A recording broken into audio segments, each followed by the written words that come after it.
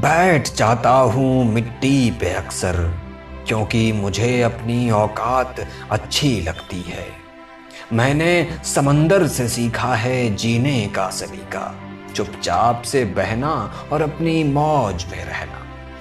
ऐसा नहीं है कि मुझ में कोई ऐब नहीं है, पर सच कहता हूँ मुझ में कोई फरेब नहीं है। जल जाते हैं मेरे अंदाज से मेरे दुश्मन, क्योंकि एक जमाने से मैंने न मोहब्बत बदली और न ही दोस्त बदले। एक घड़ी खरीद कर हाथ में क्या बांध ली, एक घड़ी खरीद कर हाथ में क्या बांध ली, ये वक्त पीछे ही पड़ गया मेरे।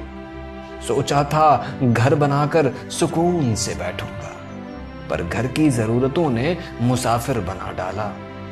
सुकून की बात मत करे गालिब, सुकून की बात मत करे गालिब, वो बचपन वाला इतबार अब नहीं आता। शौक तो माँ बाप के पैसों से पूरे होते हैं, अपने पैसों से तो बस जरूरतें ही पूरी हो पाती हैं। जीवन की भाग दौड़ में क्यों वक्त के साथ रंगत चली जाती है, जीवन की भाग दौड़ में क्यों वक्त के साथ रंगत चली जाती है। हंसती खेलती जिंदगी भी आम हो जाती है। एक सवेरा था जब हंस कर उठा करते थे हम, और आज कई बार बिना मुस्कुराए ही शाम हो जाती है। कितनी दूर निकल गए हम रिश्तों को निभाते निभाते, खुद को खो दिया हमने अपनों को पाते पाते। लोग कहते हैं हम मुस्कुराते बहुत हैं, लोग कहते हैं हम मुस्कुराते बहुत हैं, और हम थक गए दर्द छुपाते छुपाते।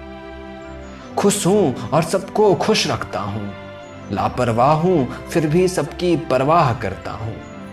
चाहता हूं तो ये दुनिया बदल दूं, पर दो वक्त की रोटी के जुगाड़ से फुर्सत नहीं मिलती दोस्तों।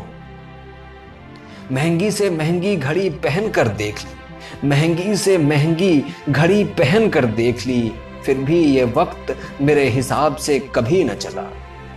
यूं ही हम दिल को साफ रखने की बात करते हैं, पता नहीं था कि कीमत चेहरों की हुआ करती है। अगर खुदा नहीं है तो उसका जिक्र क्यों, और अगर खुदा है तो फिर फिक्र क्यों। दो बातें इंसान को अपनों से दूर कर देती हैं, दो बातें इंसान को अपनों से दूर कर देती हैं, एक उसका अहम और दूसरा उसका वहम। पैसों से सुख कभी नहीं खरीदा जाता दोस्तों, और दुख का कोई खरीदार नहीं होता।